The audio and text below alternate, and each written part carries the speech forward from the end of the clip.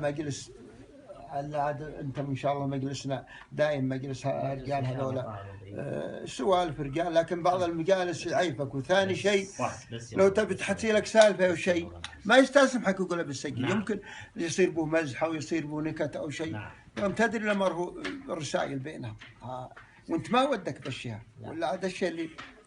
فانا قصدت بالجوال، انا اقول يا الله يلي عالم بالحال، يلي جميع الخلق تشكيله، يا منزل الفرقان والأنفال على نبي الله تنزيله، يلي خلقت أجيال بعد أجيال من دون عطفك، ما لنا حيلة عليك تعديل الدهر، لا مال عليك يا مولاي تعديله، تخف لو أن الحمول ثقال لقلت الحيلات والحيلة. يقول منه يبدأ الأمثال من شاعر يحسن تماثيله، اللي يبغى يهدى براحة بال تقلب بيوت الشعر توميله.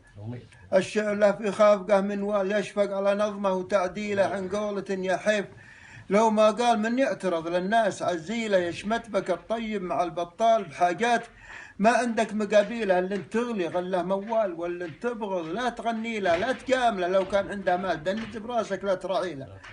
صديقك اللي وافي لا زال يعطيك سده وانت تحكي له بعيد، دز له مرسال وتفرح اللي جت لك مراسيله. تبي تعاني كان عمرك طال، تبي تناظر من تهاويله، تشوف حاجات تهز جبال وخانت الدنيا، ومن هيله طلع لنا التصوير بالجوال. زود على التصوير تسجيله ونغمات في وسط الجهاز اشكال ورسائل تبلش بتحليله. بعض الرجال مجلسه شغال ما هو بلمك، لو تنادي له الله لا يبلى، تقول تمثال ما غير تحريكه لنميله، يديه تقول مربطه بحبال لو ما تعرفه سان تاويله.